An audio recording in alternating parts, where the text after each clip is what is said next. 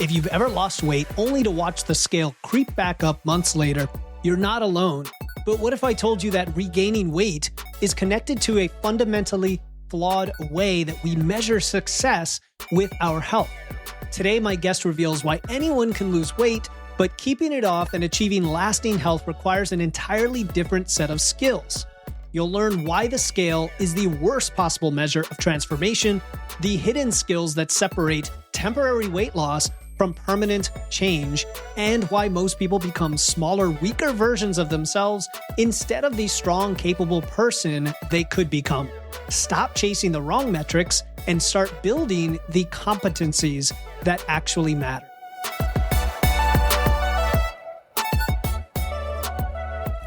Welcome to Wits and Weights, the show that helps you build a strong, healthy physique using evidence, engineering, and efficiency. I'm your host, Philip Pape, and today we're going to challenge everything you think you know about success when it comes to weight loss and body transformation. My guest today is Dr. Mikki Williden, a registered nutritionist with nearly 20 years in private practice, a PhD focused on health and productivity. She is the host of the Mikkipedia Podcast. Go follow that right now. I would highly recommend that is in your feed. She's talked to a lot of the folks we love on the show, Dr. Eric Helm, Spencer Nadolsky, Brandon Cruz, and so on. So Mikkipedia, check it out. And she's worked with world-class athletes, public figures in New Zealand. She is focused on body composition and health. And I think what sets Mikki apart is her redefinition of what success actually means in nutrition and fat loss or weight loss. And spoiler alert, it is not about losing weight. It is a sustainable philosophy of behavior change that we embrace on this show, yet is still considered radical and unconventional in the fitness industry, in my opinion. And we're going to change that. So today you're going to learn why weight loss and lasting transformation are completely different skill sets, the specific competencies that separate people who maintain their results from those who regain, and why strength training is not optional if you want to think, if you want what we think that you want. Most importantly, you're going to understand how to measure progress in the ways that predict long-term success. So with that, Mikki, welcome to the show. Philip, thank you so much for having me. I'm not sure about you, but it's always interesting hearing your bio sort of fed back to you. And I can't help but think, gosh, I'm really getting old, actually. Oh, not I've at been all. around a Not while, right? No, it's wisdom though. That's what I've come to embrace. It's the wisdom of hard knocks of experience that you get with age. I know. I, in fact, was speaking to a friend of mine who I think would be excellent for your show, actually, Dr. Dan Plews, and he's an exercise physiologist, and he's won the age group race at Kona Plus in the High Rocks sort of world championship. And he's like, I've got to start thinking about people over 40, but then I have to admit that I'm over 40 myself. And I'm like, well, Dan, I'm closer to 50. So maybe you should just like get on that, because it's living in denial is obviously not a great thing. Yeah. And it's funny, all of us that are over 40, I think it's going to be the new 20, or 60 is going to be the new 40. That's our goal, right? Is to turn back the clock for folks. Yeah, 100%. And I also think, Philip, this is such a tangent, but I feel like we're so lucky now. It's a double-edged sword, right? But we are so lucky with the information we have available if we want to live our best lives in the way that we can. But, compared to, say, our parents' generation, where, of course, things are a whole lot different, but knowledge around the importance of activity and diet and sleep and smoking, even for, part of our parents' generation, it was sort of considered nowhere near as detrimental to health as clearly we know it is to be now. So I do feel like, 60 is going to be the new 40, that kind of thing. Yeah. And so speaking of that, we're trying to open people's minds to some of these shifts. And it's funny you mentioned cigarettes, because I just did an episode about 1920s dieting and how cigarettes were marketed as better than candy because they make you slim. It's so crazy. It's insane. And but there are things that persist. And one of those big ones is that we need to lose weight, and that losing weight is the be all end all. And, you and I on these podcasts are trying to shift that. But you've even said that losing weight is just the least interesting part of the process anyway. It's the least interesting part of transformation, which begs the question, what is the most interesting part? Let's get into that. Yeah. Do you know, Philip, I really feel quite passionately about this, because in my programs, I see literally hundreds of women, mostly women, men as well. And we can regardless. And they come in, and of course, it's a fat loss program. So their ultimate goal in their mind is to have that physical transformation. But the habits and behaviors that allow you to shift weight are so much more transformational than just that physical. Like, I feel like a lot of people come into a diet plan with, like, they are a graveyard for failed diets. Like, they're like, we have been pulling things out of our diets forever, for decades. That's actually the easiest thing for us to do. And it's the habits and behaviors that allow us to lose weight that are the transformational part of it, because as you execute these day on day, you are showing yourself that you can do it, and you're building this confidence. And that's absolutely transferable to other parts of your life, because there's a real confidence issue, I think. And that's just like a small piece of the puzzle, but that's a huge one I see. Yeah. And part of what you're hinting at is that there are lots of things we can potentially measure along the way. And do we even care about weight loss as a measure of success? Because I want to bring that up, because I talk about this too, how like it's important to know your body mass, because it's an input to other things, but it's not the be all end all measure that you're trying to necessarily push or change, but it could be in some cases. So like, what's the real story for listeners? Should we care about weight loss as some measure of success? So this will sound counter to what I just said, but yes, I think so. So let me caveat this. So from a big picture perspective, if we think about population health, Philip, because I think about this as well, is that over 70% of the Western world would be categorized as carrying excess body fat that places them at poorer health outcomes and higher risk. And that is actually important. So I do think that getting down to a body weight that is, so you're carrying less of that excess body fat, is actually an important metric. And so I think from that health perspective, I do think for a lot of people it is important. And I also want to acknowledge that it's okay to want to look better. It's okay to want to fit into your jeans. It's okay that you want to feel really pleased and confident and proud of the person staring back at you. However, I think a lot of that, what you feel when you see the weight loss, is actually the pride of executing the behaviors that we were just talking about. So I do think it's important, but I think it's almost not enough as a goal to help change behavior long term, because when the rubber hits the road and stuff gets hard, fitting into your pair of jeans is actually not enough of a driver that stops you from derailing your own success when actually things get hard.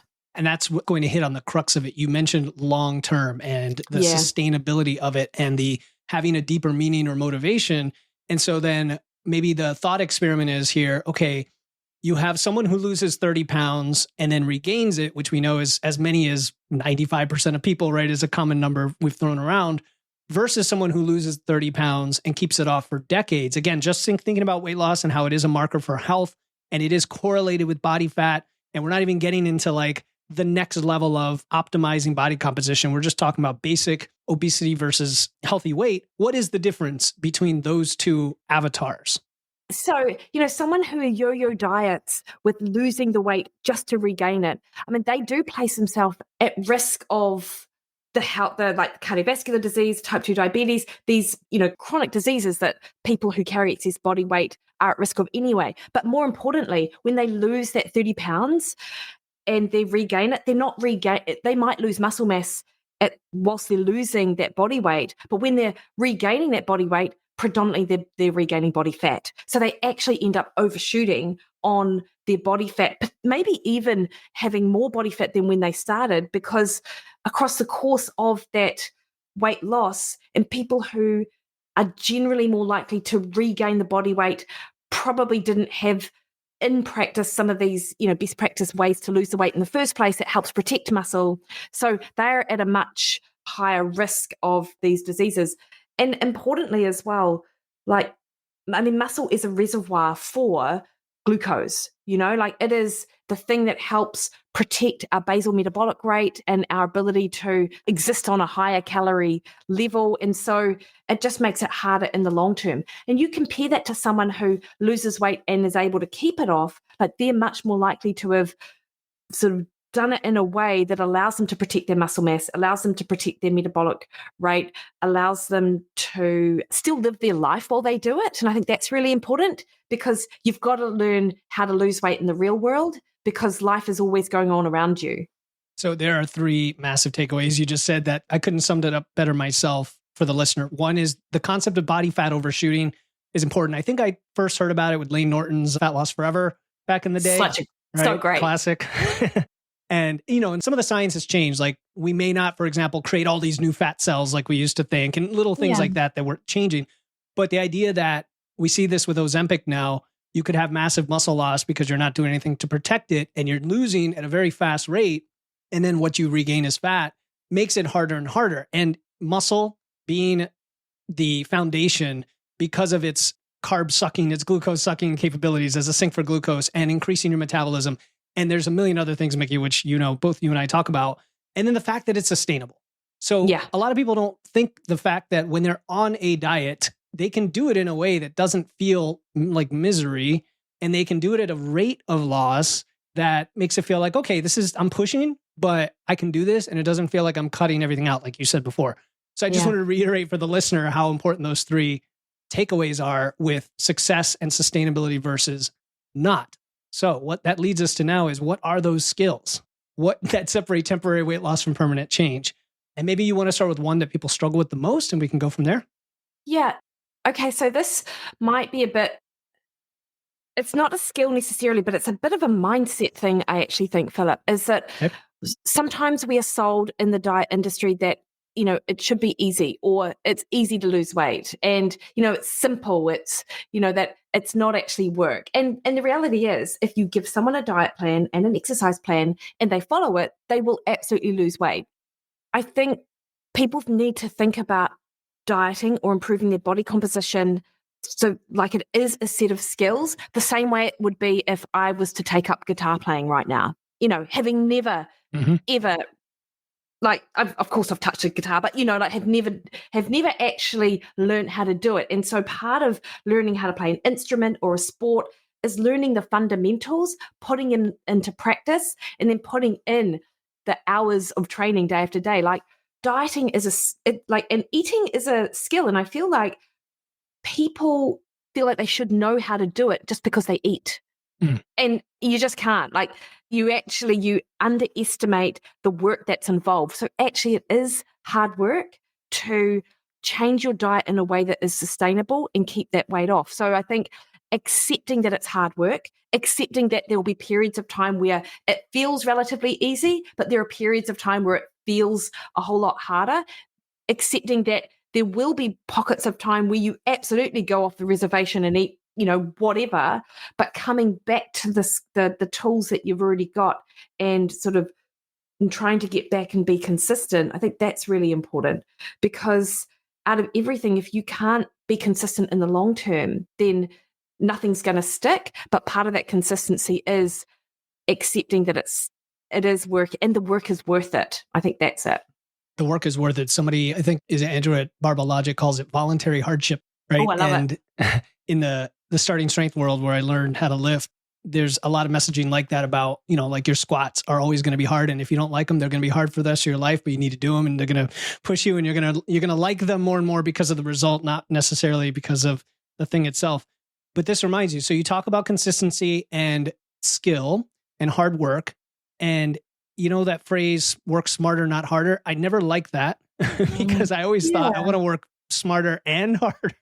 Like I want to be efficient while I'm working hard, not just not work hard. So when you think of eating as a skill and people are like, how is that like playing a guitar? Because I'm born out of the womb knowing how to drink breast milk and eat. And food's around me. Of course, eating's just eating. Yeah. Tell us about that. Yeah. Okay. So I guess it's, it comes down to a lot of the habits you put around how you eat and what you eat. The reality is that food is everywhere, to your point. And we are certainly not in scarcity when it comes to food.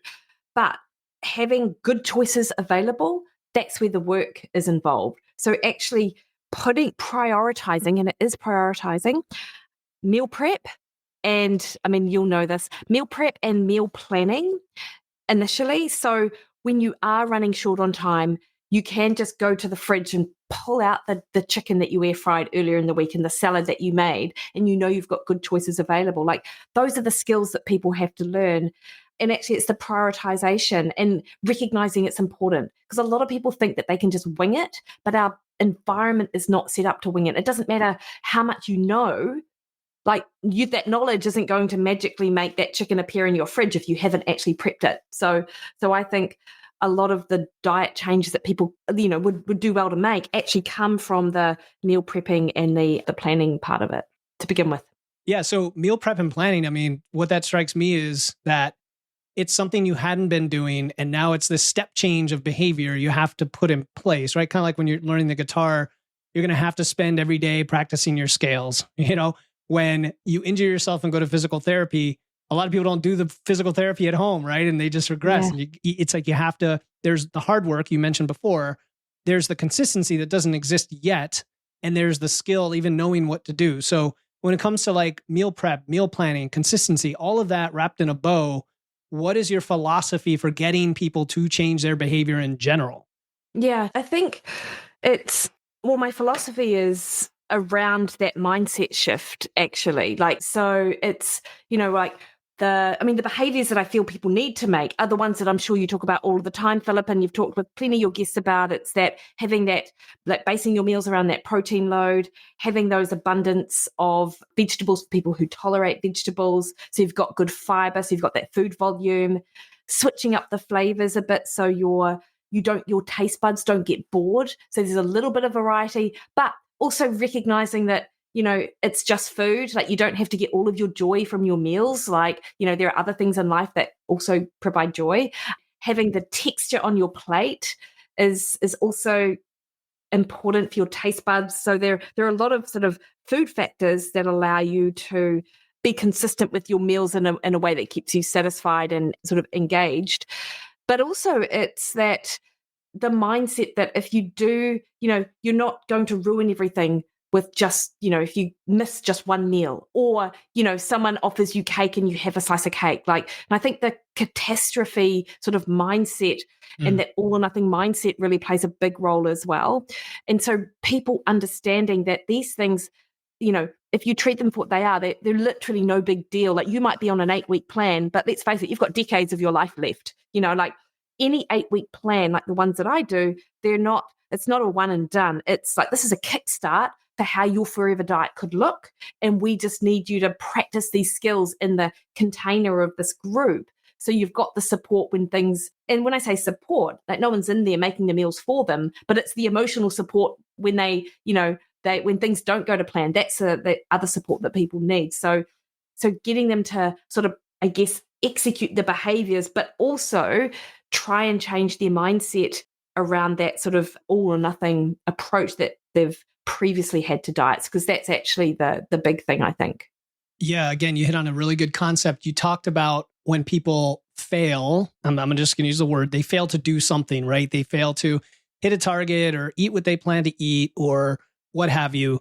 And then you mentioned support and emotional support to practice and learn those skills. I think all of that together is really important. It can apply to any context, right? Yeah. I think of, for example, public speaking skills.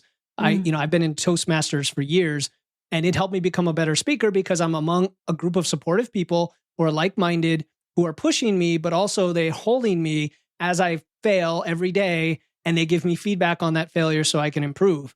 So if somebody's listening and like, okay, how do I even start building these skills to begin with? Like, what's the first thing? And they may not have a community. They may not have a program. Maybe they can't afford it, whatever. But how can they start?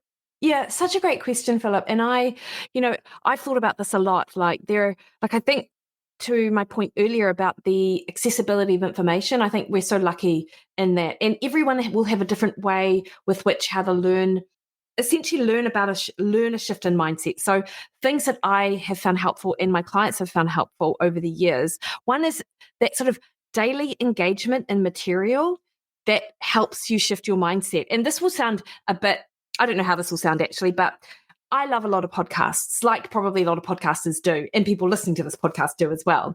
And I love listening to big thinkers and people who think differently to me.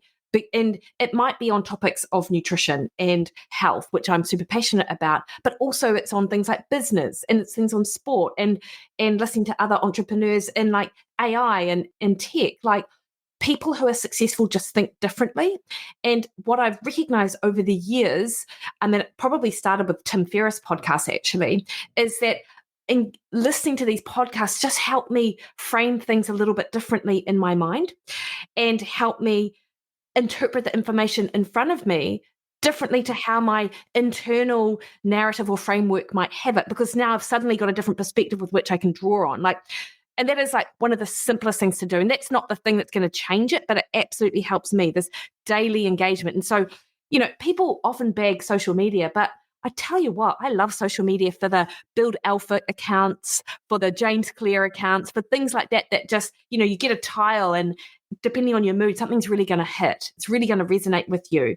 And you just get this, actually, it's a different way to think about it. So I think because we know that you can't just sort of tell yourself to think differently, you actually have to engage and do something different to enable to rewrite that narrative. But so that's my first thing that I would say. And I'm not sure how you... Oh, no, I love that. I listen to a lot of podcasts as well, but I love how you said listening to things outside the scope can help you think differently. It's not just different perspectives within fitness. It's the entrepreneur. I mean, really good business podcasts that are trying to push entrepreneurs to really excel.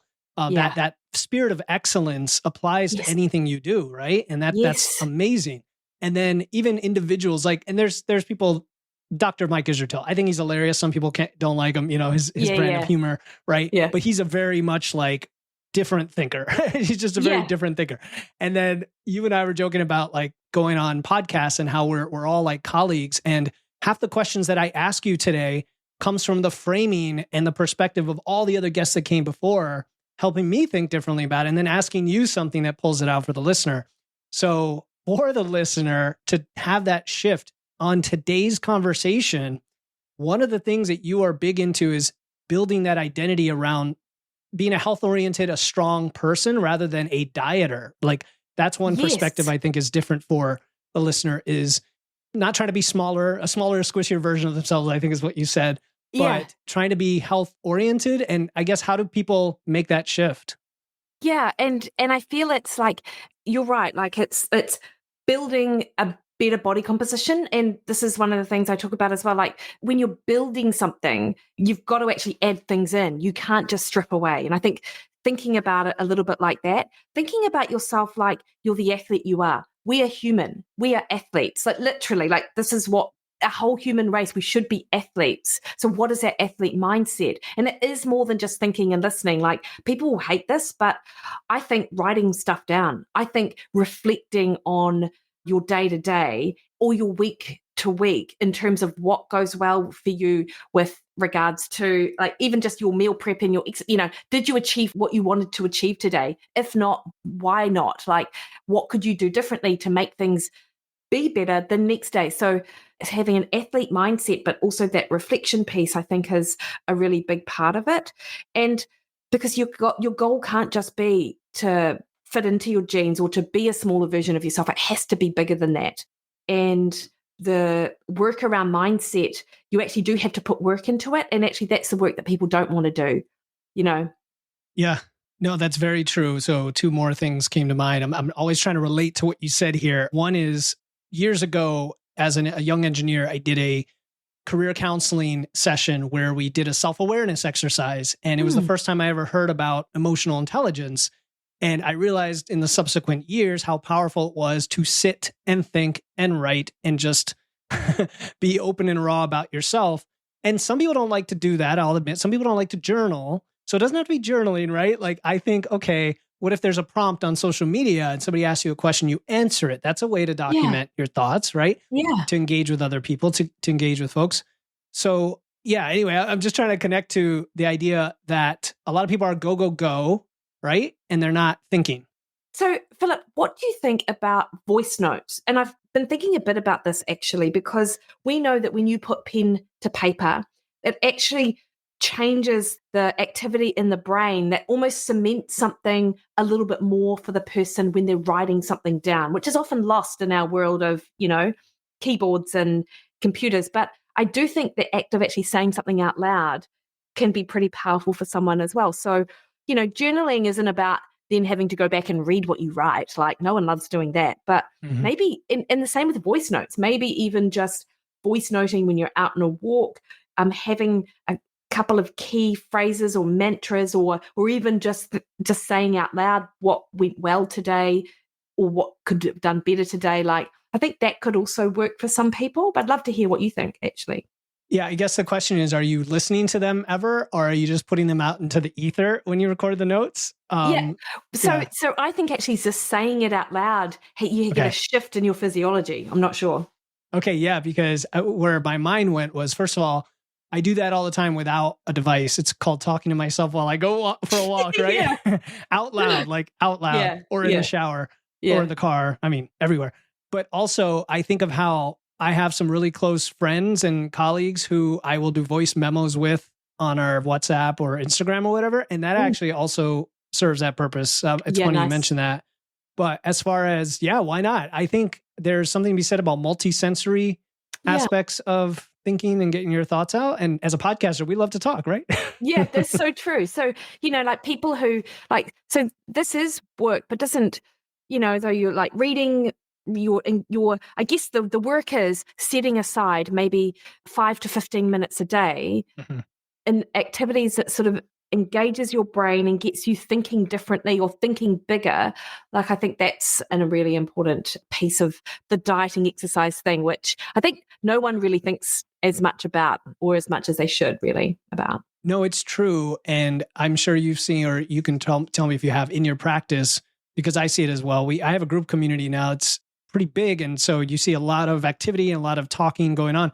But the most value that I see is when someone is reflecting, when they're asked, hey, what were your wins this week? Or what are you struggling with? And especially if it's a specific prompt, because some people struggle to come up with a thought. And they're like, specifically with meal prep, what's going on? Like, tell me about it. Yeah. And that's when people will write down their thoughts. And you're like, okay, interesting. They wouldn't maybe never have done that consciously were it not for the prompt. So yeah, I think it's huge. Yeah. And because I also think one of the places that people struggle is actually identifying where they struggle. So, again, social media is everywhere. It's already telling you that you're not eating enough protein, you're not eating enough vegetables, it's telling you what your problems are. But actually, unless you quite engaged in the process yourself and you've got this level of awareness, then maybe you're trying to solve a problem that isn't even really there for you. And I guess this is the self-monitoring piece is a big part of both fat loss success and fat loss maintenance, actually. And what is something else that people need to enable them to sort of maintain that weight is absolutely monitoring. And we can absolutely go into what this sort of looks like. But part of it really is that awareness of, either food tracking or journaling or something like that, even the food related stuff. You just gave me an idea. This is brilliant. Okay. You gave me an idea because I'm a huge data guy and always tracking metrics. I'm always creating new trackers for different things. But one thing I've never done, and listen up, folks, because Mikki's the expert here, is just inventory all the skills you need and like how you're tracking against the skills, like just your rating against the skills, right? Kind of a trend over time of meal prep, meal planning, time management you talk about all the time is a skill. Yes. So what does that look like, Mikki? If we said, hey, here's your top 10 skills on a page, what would that look like? Okay, so you've already mentioned a few of them. This is great. So it's meal planning, it's food prep, it's the exercise, like making time for exercise. And a lot of these things people will do anyway, but then also maybe also checking off at the end of the day, did you achieve what you wanted to achieve? Writing down one thing that went well. It's writing down your food. It's of what you ate. And what about these aren't skills, but it's a part of the monitoring thing, what other monitoring, like did you hit your step count? Things like that. So why I think this is really important, Philip, and it's such a good point, is that when things go wrong and people don't have a detailed sort of understanding of why, they just think they've failed. It's them. It's a personality flaw. It's something innate in their character that means they can never be successful here. But when you can sort of step back and look logically, well, I failed because I didn't actually do my food prep. Well, that's actually an obvious fix. It's not to do with them and their character and their ability. It's actually just that they didn't do the work that they needed to do. That's why I think it's such a good idea. Yeah. And what you're hinting on there again is like the cause and effect is not always clear unless you have the data points and the measurement points in that chain of cause and effect, right? It's kind of like we talk about obesity and people argue about the root cause of obesity. Well, obviously it's not calories in, calories out. It's one of the 50 things that lead to calories in, calories out, right? Like, and you have to find upstream which ones matter to you the most. I was thinking like, for a lot of people coming into this area wanting to lose weight, this has been like a lifelong struggle. And so they've got all of the data they feel they need to show them that they can't be successful here. So it's that real emotional root that's the thing that really holds them back. So that's why any opportunity to step out of that emotional brain and when you can be logical and you can be sort of think practically, I think is really good, because then you're able to start to prove yourself wrong. And so it's not even that it's that we're constantly fighting against our own self-limiting beliefs. Again, I'm coming back to that, but it's just such an important part of it that actually cannot be solved in 8 weeks, 12 weeks, 16 weeks. So this is something that people might be working on for years, because don't forget, we've got decades of these self-limiting beliefs, maybe even for some of us who were dieting with our mothers when we were younger, so people shouldn't underestimate the power of that and how it drives their behavior, I think. So to your point, that checklist, that proof every day of that you're doing it, I think can be really powerful. Yeah, and you just mentioned reframing again too, which is powerful, and dieting with your mother, right? And I thought of the word dieting as you were saying that, and the phrase weight loss. There are some trigger words, right, that are interpreted a certain way, and maybe certain people shouldn't even use them. Like, I like to use fat loss instead of weight loss, and I will go out of my way to make weight loss a boogeyman just for that comparison. Understanding, like you said earlier, some people need to lose weight from a health perspective, but it's not really just the weight that's important, right? So when we take the word dieting, for example, how do you personally, or even with your clients, what do you call being in a calorie deficit when you're losing fat and losing weight? Do you call it ever dieting? Because I do occasionally, just randomly, but is that a problem? I don't think so. I saw a hilarious meme the other day by someone saying, I showed myself that I was born in the 1900s when they said I was going on a diet and I wasn't in a calorie deficit, which did make me laugh, because it's so true. There are some things we are not able to say in our profession anymore. Like, I'm not allowed to say that there are good and bad foods. Philip, let's be clear. There are good and bad foods. I know that's not, it doesn't mean you're a good or bad person because you eat these foods, but there are legitimately foods that are really great for you, and there are foods that aren't. So dieting, I feel, has been framed as this 4-letter word, diet, whereas a diet is literally what you eat. And, what you eat, literally it is. And so I feel like we place a lot of power and meaning in something like dieting, when literally it's just what you eat, and we don't have to shimmy around and I do say calorie deficit, but actually it's a fat loss diet. Is it anything wrong with calling it what it is? So I just don't like to give a lot of power to these things, I guess. No, I agree. I that's why I ask. Yeah, for sure. And I heard you talk about the good and bad food thing with, who was it with? Was that with Brandon DeCruz, or did Lyle McDonald come on your show? Yeah, no? No. I'd love to talk to it, Lyle.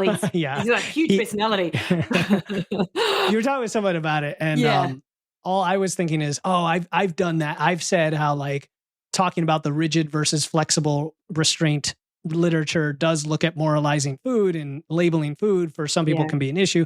But at the end of the day, like, we make more of it than it should. And in the fitness industry, I noticed there's a back and forth of like boogeymen. So as soon as somebody says there's good and bad foods, that's a boogeyman. Now, you shouldn't say good and bad foods is a boogeyman. And then it kind of goes back and forth, which is funny. But okay, so that's reframing. And then what else? Okay, so I know what I was going to ask. Eating more food, but fewer calories, right? We talk about food volume as another important thing. And I think that's a skill as well that's very underrated, but also extremely critical. So what are your thoughts on that concept that confuses people, because they're like, eat more, lose weight? What are you talking about? Yeah, totally. So I talk to a lot of women because I'm a volume eater myself. Like, I love a big amount of food. And I know that for me personally, I'm not going to feel satisfied unless I have, a decent amount of food in front of me. But people confuse a lot of food on the plate for a lot of calories. Whereas, I'm sure your listeners know as well, is that when you fill your plate with that lean protein and with vegetables, like you can end up having a very low calorie meal, but having a large volume of food.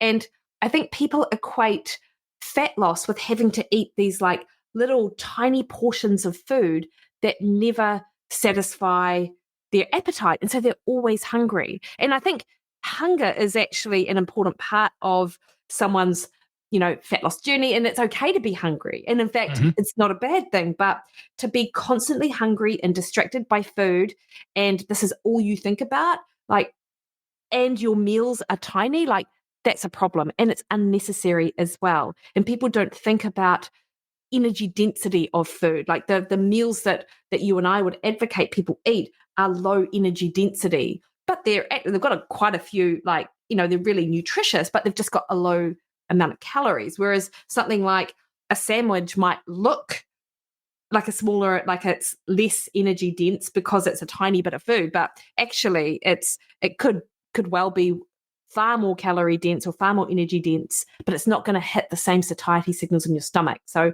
that's something else which people need to get their head around, because you don't have to be miserable, to your point earlier, when you diet. You can eat a decent amount of food. You just make better choices that allow you to do it.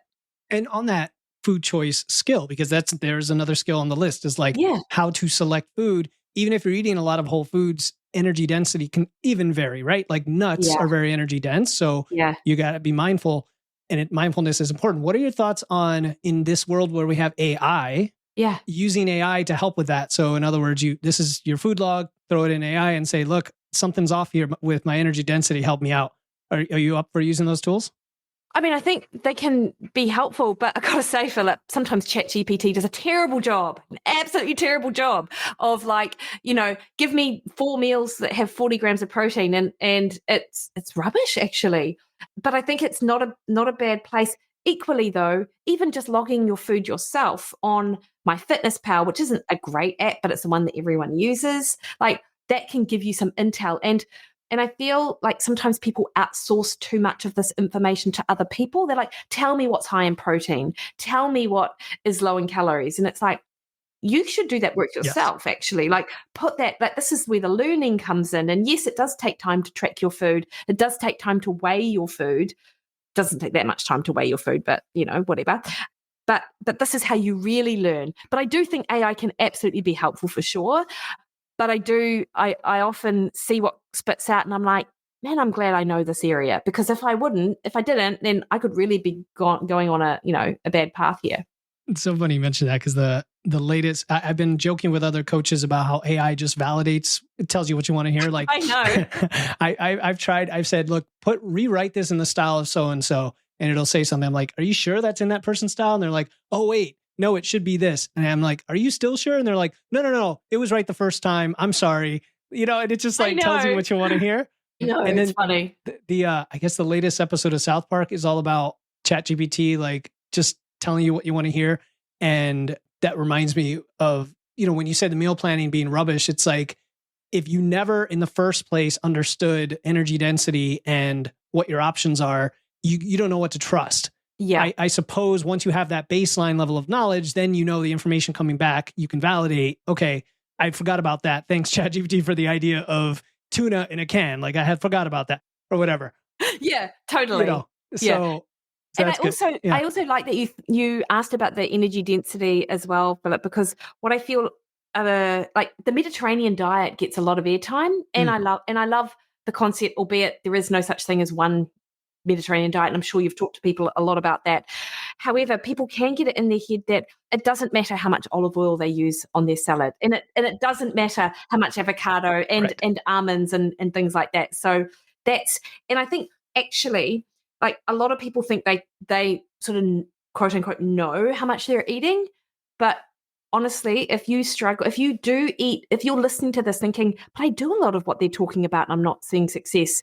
But if the one thing you're not doing is weighing your food, then that is that thing that you need to do, because it's actually like even the most skilled individuals get like a serving of peanut butter wrong. Like, that's the easiest thing in the world to get wrong. And it's the most disappointing thing in the world to see. But when you understand how much like an actual serving size is, it really can change the game with regards to your success as well, right? Yeah, you're hitting on the dichotomy or the difference between restricting what you eat and saying I can never have this versus the amount. And to me, the amount gives you way more flexibility than restricting the list, right? And that's the premise. But you're right, carnivore, keto, all these diets do go off the premise that, hey, you're going to be full, you can eat whatever you want, that's going to control the calories. And that may be true, but you're restricting a bunch of foods. So you got to take into account that piece of it, right? Yeah. Yeah. So, and you mentioned logging and tracking. So I'm also a big fan of that. And I know there's people use tracking and counting calories and weighing food as like boogeymen. And in reality, it takes like seconds a day once you get used to it. Like it doesn't take long. Just real quick shout out, Macro Factor. I know you had Eric Trexler on. Oh, amazing. And, yes. That's the app I love to use. So I always tell people about it. I have a code, Wits and Weights, 2 weeks free. Anyway, it's a great app. I've used it since launch. And the reason I like it, Mikki, is because it estimates your expenditure from your food and your weight, which other apps don't do, right? So then okay, I'm burning this right now. So now I can get my targets. Yeah. Yeah. But anyway, another hot topic is rapid fat loss or rapid weight loss. Yes. And I know you've been critical of like all these coaches that are focused on that because it's such a easy thing to market. And you have like, speaking of Lyle McDonald, he has a famous RFL protocol. I've had Bill Campbell on who has some protocols. And I did a challenge myself and talked about it. And people come to me like, I want to do the rapid fat loss thing. I'm like, are you training? Are you already tracking? Are you eating your protein? Is your mental health good? Like all check. But people just want to lose weight. So that's what they think of it as.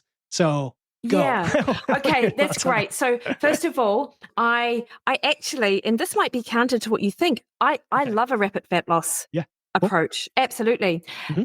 Equally, I love Lyle McDonald's work and Bill Campbell's work, and I'm 100% with them. So the things which the diets that I rally against are the ones that focus solely on. So to your point, Lyle's is rapid fat loss, whereas the accelerated weight loss that occurs through aggressive calorie restriction and discouraging people from strength training, like that's the type of fat loss. Like Optavia, you mean, and programs like that? Yeah. Yeah. Okay. Yep. There's one. Totally. I came across one, Philip, called the Human Being Diet. That's really big in the UK. Same thing. Like you eat nothing but vegetables for 2 days, and then you eat vegetables plus a tiny amount of protein. No exercise allowed. Same. There's another one very similar here in New Zealand as well. And you literally see people just have this accelerated weight loss, and they look no healthier. And then they're in that position that we talked about earlier of losing 30 pounds with losing like over 40% of their muscle. And so that's what I rally against. I do think, though, that there is a place for that aggressive calorie deficit drop when you protect muscle through protein. Like I use a protein sparing modified fast approach in my group program, and it's so successful. And you've got that strength training component. Like I think there is absolutely a place for that, but there also has to be a place for that sort of diet break and that maintenance calories, or however you want to put it, where you do actually eat more as well. So you have that aggressive calorie drop backed up by additional calories just to help offset the stress of the calorie deficit. And people can be super successful with that. Hello, I am Berkeley, and I wanted to give a huge thank you to Philip of Wits and Weights. He has helped me so much, gave me a completely free 30-minute call where he answered all of my questions, gave lots of great insight into programming and nutrition. All of his content is really wonderful, and he has a great Facebook group that is supportive and informational. He has tons of free resources that I really, really enjoy, and they're all super science-based. What I really love about Philip is that he always updates his guides, and he makes time to answer any questions. Even though I am not currently a paying client, he really has helped me so much, and I'm just so grateful. Yeah, no, I totally agree. You're making the distinction between weight loss and fat loss and skills versus chaos. And just, again, we see with the agonists, right? The GLP-1s, the dual agonists as well. Now there's a new one coming, a triple agonist, where if you don't have that support, like I know you had Spencer Nadolsky on, and he's a big advocate of lifestyle with the drugs, like you got to do both. And I have a lot of clients as well who are on tirzepatide or something, and they maybe have a goal of eventually coming off, but you've got to get the lifestyle going. So the rapid fat loss is the reason I wanted to ask you about it is because we're talking about skills. And to me, that's like the epitome of pretty dialed in skills. Yeah. Would you agree? Like, what are the top skills that come out in your mind to do that successfully, and as opposed to somebody who's not ready for it? Yeah. So I think you've got to be, so I think there has to be a lot of discipline actually with it. Discipline, and because you've just got to put in the work, but you've got to mentally, I think strength training is absolutely critical. So having that already dialed in or being prepared to sort of begin is super important. There's an element, obviously there's a lot of cognitive restraint that has to occur during that, like the skill of saying no. I think that's really important, because people will be offering you food, or you'll be, in situations where food will be available, and you really have to sort of stay sort of focused on the task. I think you do have to be prepared. All of those things that we talked about, I think, are necessary skills for someone doing a rapid fat loss approach. And then also, and this is where I see people getting a little bit stuck though, Philip, is that restoration piece, whatever that looks like, that's just as important as the aggressive fat loss phase itself. Because if you go too far down the rabbit hole, then you can get yourself in that metabolic hole where you are absolutely, you're in this aggressive calorie deficit place where hormones start to get disrupted, and sleep and energy and hunger and cravings are all sort of ramped up. So it's that recognition of how far, what's enough and how far is too far. So you actually almost have to be disciplined enough to eat more afterwards, actually. Yes, that's a great point. I mean, all of what you said, and by the way, I love eating more seafood when I'm doing something like this, because nice. like scallops, because it's just pure protein. But, strength training, we've alluded to it throughout here. Originally, I was going to get into it as a separate topic, but honestly, we do that to death on the show, and people are like, Philip, shut up about it. I know I got to lift weights, and that's fine. But the cognitive restraint of saying no, see, this is where people need to understand, like, there's a duration aspect to it. There's what Jen Trepic, she was on my show, from Salad with a Side of Fries, she called the consistency versus intensity, opposite like curves, where you're going to go all out, dialed in, discipline, saying no, a little bit of restraint and a little bit of restriction, let's be honest, in terms of the calories, but for 2 weeks or 3 weeks or 4 or whatever. And that's really important, because with skills and habits, there is if it's all new to you and you've never done it before, you're going to fall on your face, right? Like, you're just going to fall on your face. But if you've got the basic skills, now you're leveling it up just a bit to go aggressively for a short period, you can be highly successful.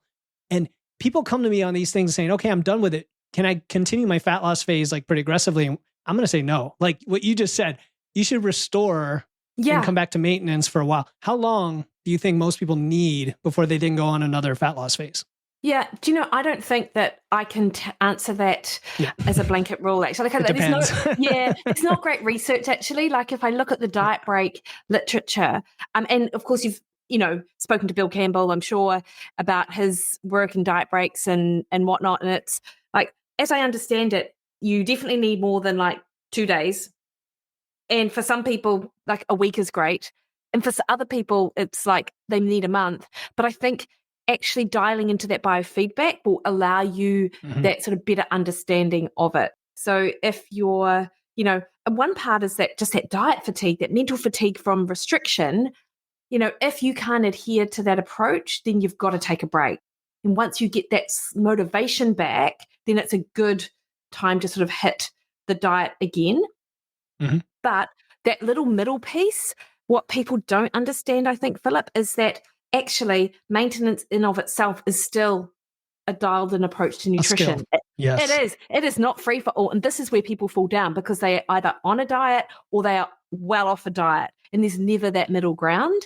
And that, I think, is one of the biggest skills to maintaining your weight is, how much food do I need that allows me to maintain not my lowest weight, because your lowest weight is not your actual maintenance weight at the end of a diet. That's you in a very depleted state. But, a kilo or 2 kilos above that, like, how much food do I need for that? And that's where people, I think, go a bit wrong.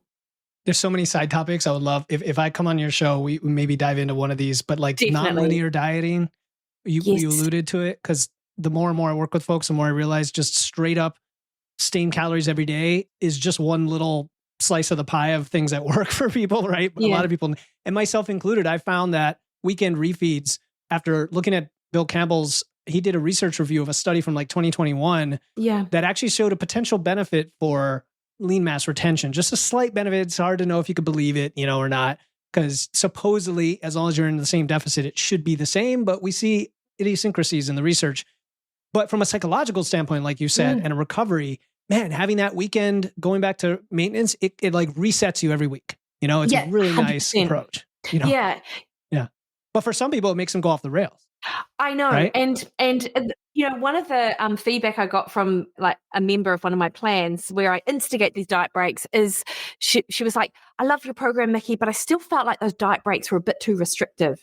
And I'm like, Cherie, unfortunately, maintenance eating actually is just a few extra 100 calories above what dieting is. So, and I think this is the thing that people, to our earlier point, like they just don't sort of get. But I've also seen changes in hunger hormones from some of that work as well. Like just that hunger hormones are better regulated when you have those sort of diet break weekends. And what I also think this does is it stops that catastrophic mindset. Like part of that maintenance diet phase, if you like, will be meals that you might not track. And, and that's okay as well, because what is important is that you're not going into that meal thinking it's the last supper. You're not, eating everything until you feel so overstuffed. So I often say to people, eat whatever you like, as long as you tolerate it. Like don't, eat gluten if you don't love, if your body doesn't love it, etc. But eat to feel satisfied and full, but not stuffed, because you never feel good feeling stuffed. And oftentimes people equate sort of, people call it like treat meals or cheat days. I don't love that. I call it a metabolic reset meal. So, and people just, if they eat whatever they feel like eating, but stop at that point where they still feel good, then they can feel much more confident about their behavior. And they're like, I guess that one meal didn't actually do me in. Unlike last week where I had fish and chips, something we have here in New Zealand, and then I had ice cream and, I blew it all. So I had the last of those chocolates as well. that's often the mentality. Yep. And then that slice of pizza right out of the fridge. I got it. If I'm going to binge on anything today, it's going to be barbecue. Yeah. Anyway, so, okay, this is awesome. Yeah, there's so many things here, and it really does come back to skills. I like that we took that approach and that frame. And I guess my final question then for you is, what is a skill that you personally have had to master that maybe took some work and changed your relationship with food, with all of this stuff, as part of your journey? Yeah, such a great question, Philip. And I, as I say, I'm a volume eater, and I very regularly overate. And it didn't even matter that I was overeating on vegetables. Like I would overeat to the point where I would feel so stuffed. And a part of this, Brandon, and I know we're wrapping up, but when I was younger, my dad and I we'd love to share like pasta, and we would like get like a whole packet of pasta. I'm thinking about it now. I think it's 500 grams like of the spaghetti pasta, and we would have it with a tomato-based sauce. No protein here, folks.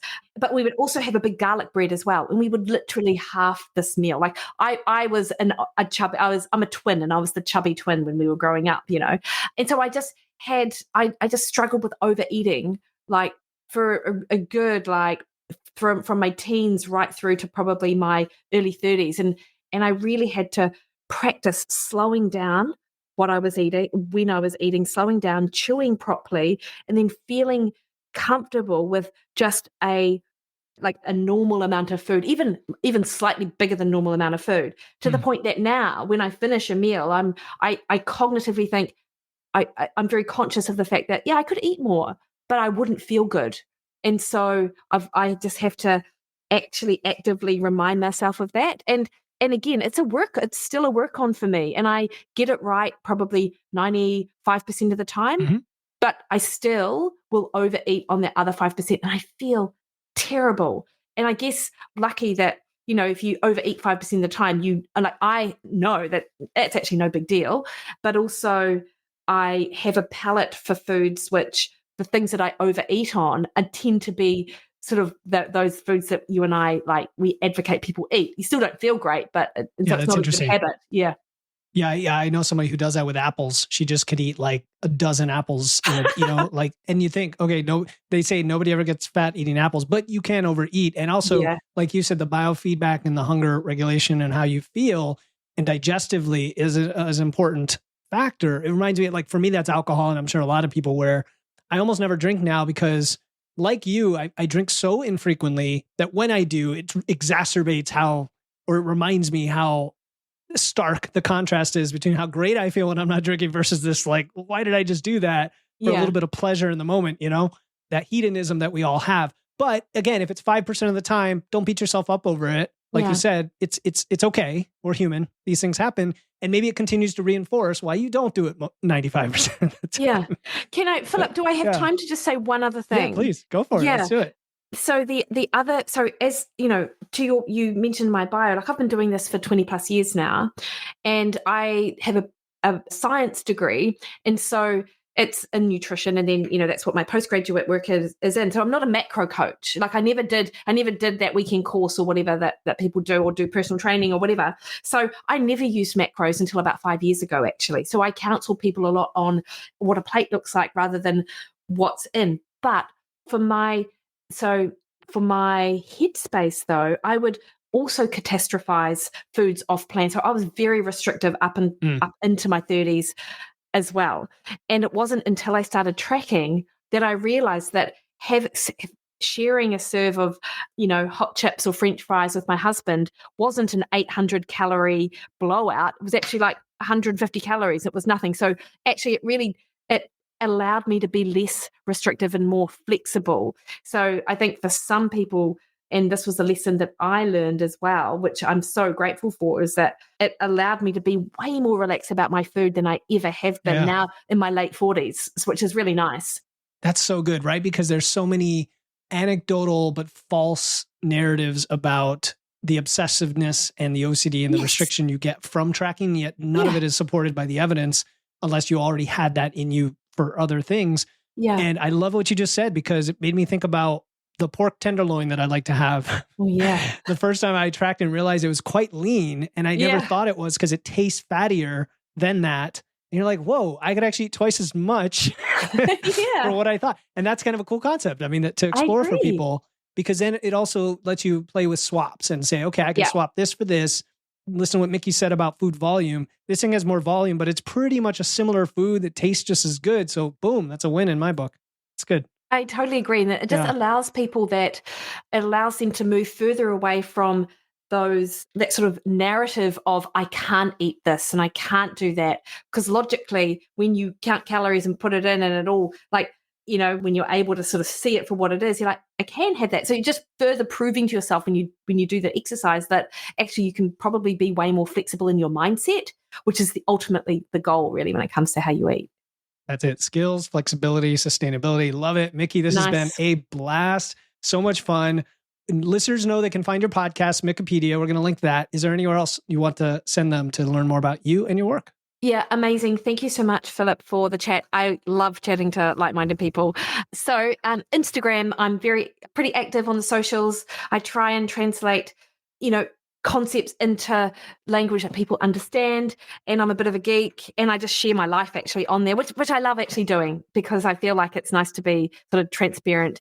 So that's at Mikki Williden on Instagram. Awesome. Instagram. Yeah. And your content's really good. And yeah, it's just kind of natural. And I want to learn from you in that regard, because social media is not something I ever really got into. I love the podcast. So it's good stuff. And a lot of today's discussion about skills is based on some of your recent reels. So folks, go check out and follow Mikki on Instagram at Mikki Williden and check those out. They're not just fly-by-night like post sake. She actually has really good insights that you're going to be blowing your mind on a regular basis. So Mikki, thank you for coming on Wits and Weights. It's been a pleasure to have you. Thanks so much, Philip. Really enjoyed it.